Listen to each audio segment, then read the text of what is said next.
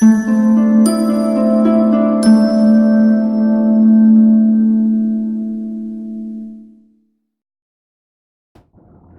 ¿qué tal? ¿Cómo estás? ¿Ya preparado para dar inicio a nuestro módulo del delito de fraude? Este es muy interesante, muy interesante. Te va a gustar, como todo te va a gustar, pero a mí me apasiona compartir esto.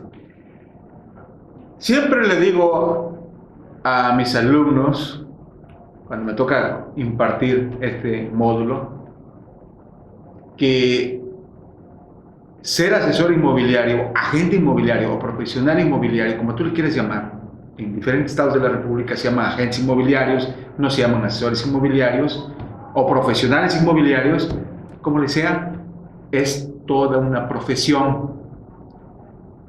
Y me dice, y yo la comparo como la profesión del notario público, del abogado, del médico, y muchos colegas u otros profesionistas dicen, no, Barry, esa no es una profesión, ese es un oficio. No, es una profesión. Y te lo voy a demostrar por qué.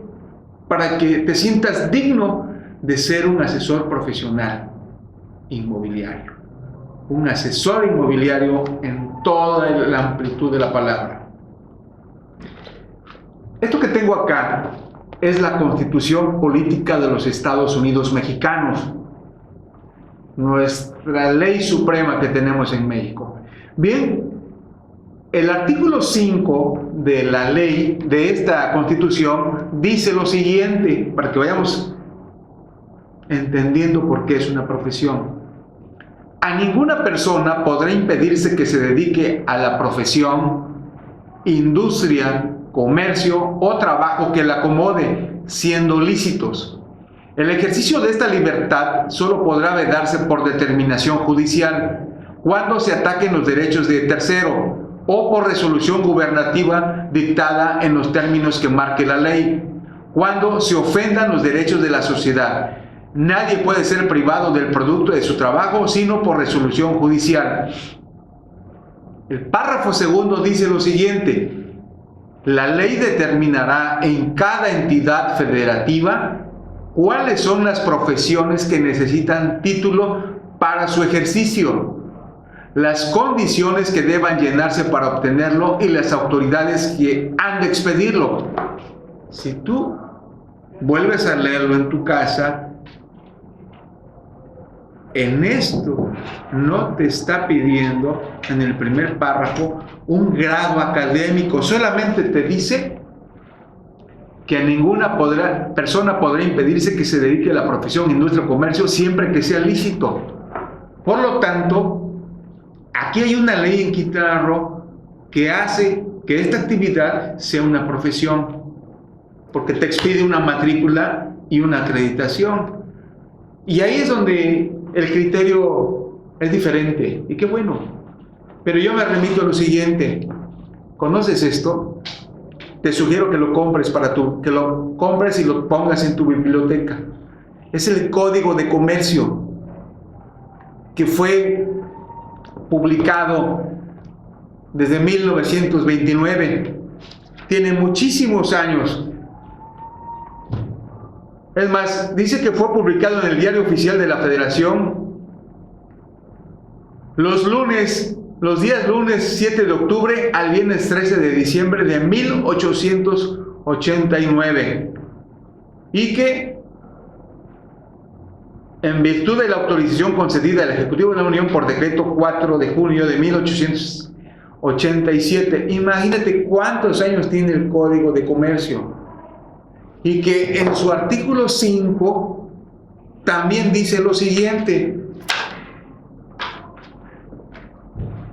toda persona que, según las leyes comunes, es hábil para contratar y obligarse, y a quienes las mismas leyes no prohíben expresamente la profesión del comercio, tiene capacidad legal para ejercerlo. ¿En qué momento dijo que necesitas un grado académico para ser un profesional del comercio? No lo dice. Luego entonces, lo que hacemos nosotros como asesores inmobiliarios, el ejercicio es toda una profesión, solo que hay que acreditarla obteniendo una matrícula también. Por lo tanto, cuando hacemos esta actividad y no contamos con matrícula y acreditación expedida por la autoridad correspondiente, lo que estamos haciendo es tener una conducta. Estamos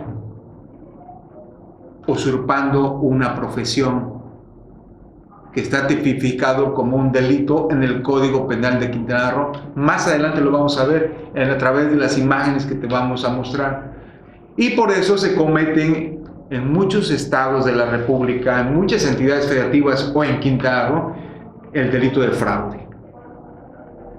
El delito de fraude pues está tipificado y sancionado hasta cierto punto con privación de la libertad. Pero, ¿quiénes cometen fraude? Desde mi particular punto de vista te voy a decir que yo entiendo, como seguramente tú también entiendes, que existen dos tipos de normas. Normas de contención, que son las normas morales, y dichas normas morales solamente te obligan a respetarlo de manera consciente, pero no te sancionan por la fuerza. Es un estado de conciencia. Ejemplo, ¿cuál sería una de las normas de conducta moral conocidas por todos? Los 10 mandamientos que se encuentran en el libro de la ley que conocemos como la Biblia. Esos 10 mandamientos dicen: no matarás, no robarás, qué sé yo, tantas cosas que dice. Pero solamente dice: no lo deberás hacer. Mas no te dice: si lo haces, te sancionarán. No lo dices. Y el otro tipo de normas son las normas positivas. Todas las leyes que rigen la convivencia de una sociedad. Y ahí es donde debemos de tener mucho cuidado quienes se dedican a la actividad inmobiliaria, porque a veces, cuando carecemos de los conocimientos necesarios para ejercer esta profesión, se comete un fraude y hay delitos que se cometen de acción u omisión o de comisión. Por omisión, es decir, es que no sabía yo, pero lo cometiste. Entonces hay delitos de acción y de omisión y de comisión por omisión. Por lo tanto, debemos de estar conscientes, los asesores inmobiliarios, como los abogados, también como cualquier otra profesión, pero específicamente en asesores inmobiliarios, que tú vas a tener en tus manos el patrimonio de muchos años de vida de mucha gente, mucho dinero. Vas a tener un bien inmueble que lo vas a andar corriendo, que luego va a haber dinero, y que si tú no sabes direccionar bien, conducir bien a tu cliente, ya sea el comprador o el vendedor, pues va a haber un fraude ahí. Y las consecuencias de forma colateral pues son terribles. Y en algunos casos son privativas de la libertad para quien comete el fraude. Lo vamos a ver ahorita más adelante. Así lo establece y señala el artículo 152 del Código Penal vigente para el Estado de Quintana Roo. ¿Y quiénes son las personas que se dedican a cometer el delito de fraude? Primero que nada, ahí en tu pantalla, con el material que tenemos, vamos a ver que el fraude lo comete todo el mundo en el ejercicio de la profesión. Lo cometen servidores públicos, actuarios federales y actuarios federales. Aquellos señores que trabajan en el Poder Judicial de la Federación también cometen fraudes que se relacionan con el ramo inmobiliario. Ahí lo vas a ver más adelante. Y no estoy faltando ni denostando a esa institución tan grande. Son publicaciones de medios impresos que refieren a este tipo de fraudes que han sucedido aquí, al menos en Quintana Roo.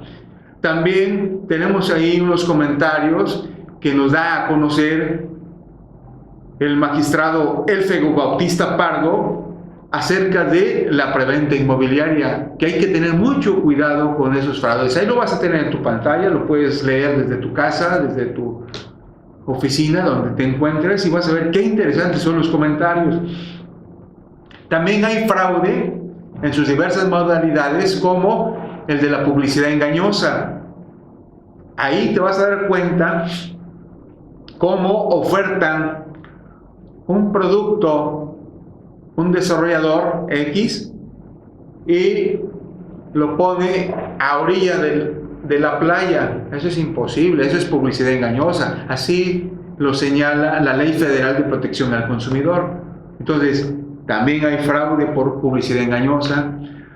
También terrenos en preventa que se hacen aquí, donde hay terrenos nacionales, en terrenos ejidales, cuando fraccionan sin la autorización de la autoridad correspondiente. En fin, vas a conocer mucho. Y no solamente en la venta ni en la compraventa. Hay fraude cuando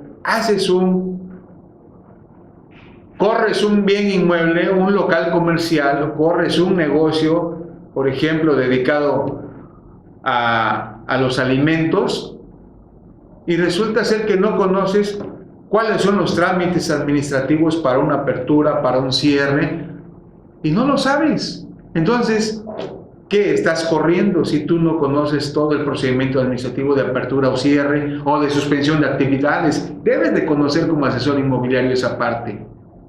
Al menos en Solidaridad se requieren 28 trámites para ciertos negocios de alto riesgo. Se requieren 28 trámites para abrir un negocio. Si vas a desarrollar o vas a construir un desarrollo inmobiliario, necesitas 220 trámites. Entonces, ¿cómo le vas a otorgar el régimen condominal al año si no has terminado, por ejemplo, las 20 unidades? Si nada más has entregado 15, pues no te van a dar el régimen condominal, porque hay otra ley, la ley de propiedad, del régimen de propiedad en condominio, dice que cuando te puede otorgar la autoridad correspondiente el régimen condominal cuando lleves el 85% y garantices con una fianza depositada en la tesorería municipal el restante. Si no lo haces así, no te van a dar tu escritura pública. Y si tú como asesor no lo sabes, pues imagínate, hay fraude.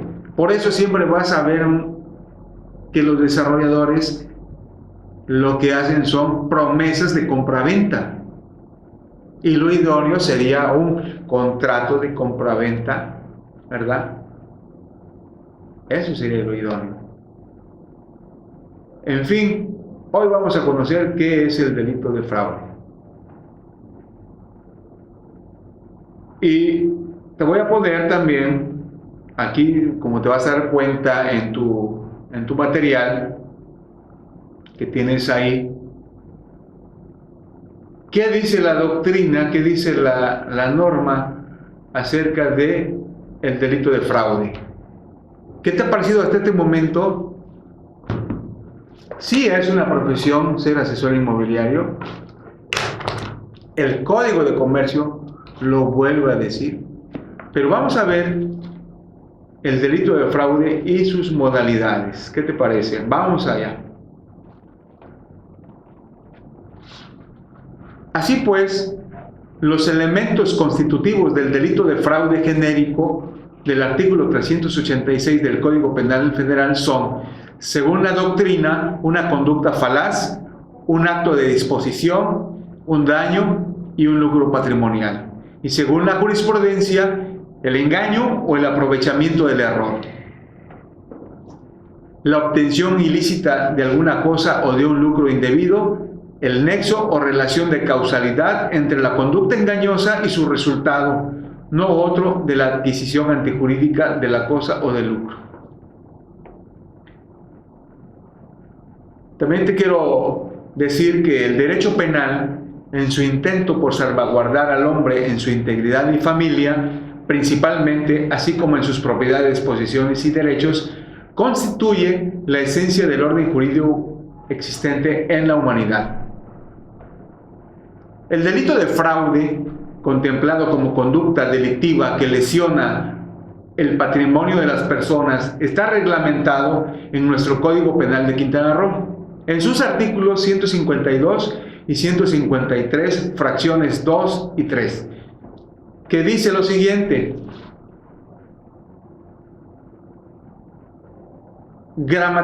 antes de entrar a ver qué dice ese artículo, te quiero decir que gramaticalmente el fraude es una acción encaminada a eludir cualquier disposición legal, ya sea en materia fiscal, penal o civil, siempre que con ello se produzca perjuicio contra el Estado o contra terceros. De ahí que se debe distinguir primordialmente entre el fraude civil y el fraude penal. Tú te vas a preguntar seguramente, ¿y cuál es el fraude civil? Si fraude es penal, no, también hay fraude civil. Te voy a poner un ejemplo. Cuando tú vas te quieres casar o estás proponiendo matrimonio a tu novia o a tu novio, muchas veces te dicen, pues preséntame una carta de soltería, que no es otra cosa que un documento legal que expide el registro civil en tu municipio de inexistencia de acta de matrimonio. ¿Y qué pasa si presentas otro documento que no corresponda? Pues hay un fraude civil. Si tú en realidad eres casado y presentas otro documento, pues hay un fraude civil, porque eres casado. Y el fraude penal, pues es como lo vamos a ver ahorita en estos momentos. Lo que constituye en verdad la esencia del delito es el engaño. El engaño de que se vale el sujeto activo para hacerse en perjuicio de otro de un objeto de ajena pertenencia. ¿Cuál es la fuente de esto que estoy mencionando? Bueno, pues la fuente lo obtuvimos de Eduardo López Betancourt en su libro Delitos en Particular, editorial Porrúa. De ahí lo sacamos. Bien, ¿qué dice el artículo 152 del Código Penal de Quintana Roo? Estipula lo siguiente: comete el delito de fraude el que, engañando a alguien o aprovechándose del error en que éste se encuentra, obtenga alguna cosa ajena o alcance un lucro indebido para sí o para otro. Es decir, el engaño que tú le dices a una persona acerca de algo que no es, y el daño patrimonial, el dinero que utilizó para adquirir un bien inmueble. Ese es el fraude. Los elementos constitutivos es el engaño y el daño patrimonial. Dice el artículo 153 que se entenderá que un intermediario no ha destinado o ha dispuesto todo en parte del dinero, títulos o valores obtenidos por el importe del precio o a cuenta del inmueble, objeto de la traslación de dominio o del gravamen real. Está clarito ahí. También dice que a los gerentes, directivos, mandatarios con facultades de dominio o de administración, administradores de las personas morales que no cumplan o hagan cumplir la obligación a que se refiere el párrafo anterior, también estamos en el supuesto de el fraude. Fracción 4. A los conductores o vendedores de edificios en condominio o casa o habitaciones en general que obtengan dinero, títulos o valores por el importe de su precio a cuenta de él, si no los destinan en todo o en parte del objeto de la operación concertada por su disposición en provecho propio de otro, fraude. Dice en la fracción 13, el que hubiere vendido, el artículo 154 dice, se impondrá de 6 meses a 10 años de prisión y hasta 500 días multa al que, causando daño o perjuicio, transfiera o prometa transferir la propiedad, la posesión o cualquier otro derecho sobre un bien inmueble, sus instalaciones o parte de él, careciendo del previo permiso de la autoridad correspondiente. Es decir, un ejemplo tan simple: por doquier en Quintana Roo, algunos propietarios de terrenos o de hectáreas muy grandes dicen, voy a fraccionar mi terreno de 2 hectáreas y le voy a sacar 40 lotes, por decir así. y viene un asesor, un supuesto asesor inmobiliario de un corredor que no tiene los conocimientos necesarios, tira todas sus banderitas y dice, estoy vendiendo, pero no cuenta legalmente este fraccionador con el permiso de la autoridad correspondiente. ¿Y cuál es esa autoridad correspondiente? Desarrollo urbano, catastro, etcétera. Entonces, como no cuentas con el permiso de la autoridad correspondiente, lo que estás cometiendo pues es un fraude. Aunque vayas con el fedatario público y te hagan en tu hoja tamaño oficio, Arial 12, 1.5 y te lo den en una carpeta muy bonita, es fraude. Porque es muy claro el artículo 154, solo que es interpretativo. Bien. También para quienes se dedican a administrar bienes inmuebles, hay un artículo que se refiere a ellos, que es el artículo 155, al que por cualquier razón tuviera a su cargo la administración o el cuidado de bienes ajenos y con ánimo de lucro perjudique al titular de estos, alterando las cuentas o condiciones de los contratos, haciendo aparecer operaciones o gastos inexistentes o exagerando los reales, ocultando o reteniendo valores empleándolos indebidamente. ¿Por qué lo digo así? Porque tú cuando eres administrador de un condominio, pues debes de estar registrado ante la autoridad correspondiente. Debes de darle cuentas a tu comité de vigilancia, a la asamblea. Y si no lo haces o alteras cuentas o no das informes, pues ¿qué sucede? Pues se llama administración fraudulenta. También el Código Penal de Quintana Roo habla de delitos contra el desarrollo urbano. El artículo 268 dice, comete el delito a que se refiere este título el que fraccione sin contar con el permiso necesario de la autoridad administrativa o teniéndolo no respete las especificaciones del mismo con el objeto de transferir la posesión, la propiedad o cualquier otro derecho relacionado con los lotes divididos, como lo decía yo hace rato. Tiras tus banderitas, te pones a vender y no tienes el permiso de la autoridad correspondiente. Aquí es muy claro el artículo 268, el que fraccione sin contar con el permiso necesario de la autoridad administrativa. Es claro, estamos cometiendo un delito, hay una conducta. Por lo tanto, debemos de cuidarnos de estas formas de ofrecer nuestros servicios. Te dejo de tarea que investigues en los medios de comunicación impresos que vas a tener al alcance en tus manos, vas a una tienda y los compras, todas las ofertas inmobiliarias que se manejan en esos medios de comunicación. Subraya lo que para ti sea probablemente un fraude y pregúntanos, consúltanos y nosotros con mucho gusto te abundamos más al respecto. Las preventas también son riesgosas porque puede haber fraude cuando van al showroom, a la casa muestra, como sea. Pero ¿por qué una preventa que oferta un banco no es fraude? Sencillo, porque constituyeron un fideicomiso. Y entonces el desarrollador aportó, ¿verdad?, al fiduciario el producto que va a desarrollar y, bueno, pues hay un fideicomisario en primer lugar y un fideicomisario en segundo lugar, pero el que respalda que esté todo legalmente, ¿quién es?